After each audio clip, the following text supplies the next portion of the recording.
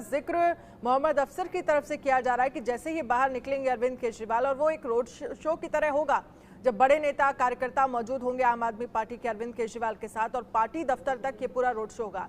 इस road show के मायने क्या होंगे? देखिए, इस रोड शो के मायने बहुत गंभीर होंगे। इस रोड शो के मायने ये है कि किसी भी तरीके से आम आदमी पार्टी यह सिद्ध करना चाहेगी कि जो गवर्नमेंट है यानी बीजेपी की सरकार है वो तानाशाही की सरकार थी और हमारी जीत हुई है, हम सत्य पे कायम है, हम जो बोल रहे थे वो सत्य है, जबकि ऐसा है नहीं।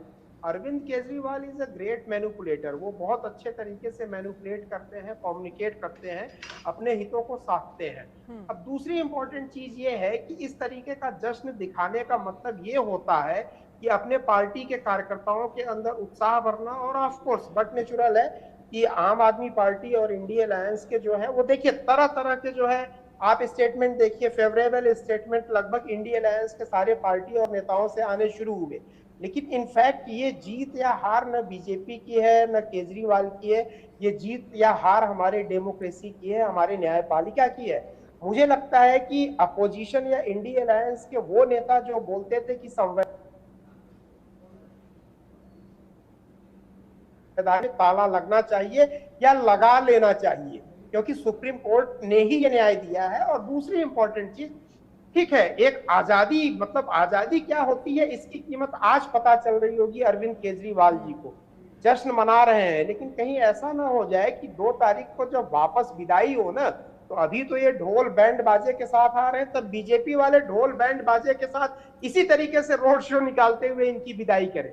तो इसीलिए मैं बोल रहा हूं कि हमेशा सम स्थिति में रहिए, न सुख में न दुख में। ऐसा नहीं है कि आप इसको इस तरीके से प्रेजेंट करिए, 2 तारीख को वापस आपको फिर जाना है उसी जी।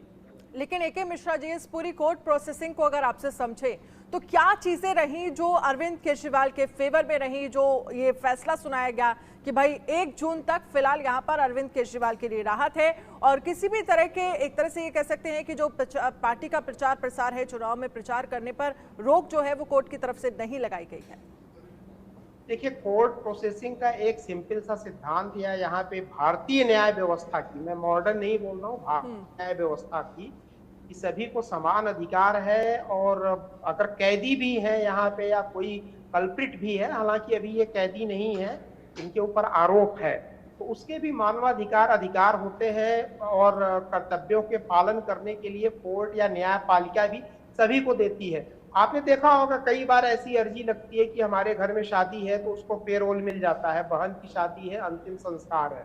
तो इसमें ऐसा कुछ नहीं है कि कोई पॉलिटिकल, हमारे जितने वहां पे जज बैठे रहते हैं वो मतलब उनका हृदय एकदम मानवता से परिपूर्ण होता है, वो बड़े विद्वान होते हैं।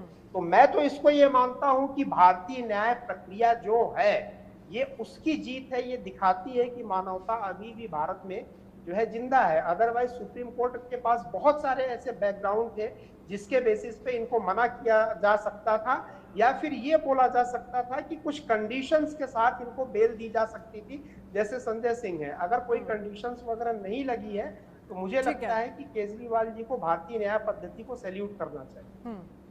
ठीक है। और यहाँ पर कंडीशंस जो हैं वो कोर्ट की तरफ से भी रखी गई हैं, जैसे शराब नीति के मामले को लेकर कोई भी वो बातचीत नहीं कर सकते, कोई भी फाइल अगर उन्हें साइन करनी है तो पहले एलजी से उनको परमिशन लेनी होगी, साथ ही 2 जून को उनको दोबारा से सरेंडर करना होगा। ये कंडीशंस जो हैं वो केजरीवाल के सामने कोर्ट की तरफ से रखी गई। एक बार शुभ राणा के पास चल लेते हैं। आम आदमी पार्टी के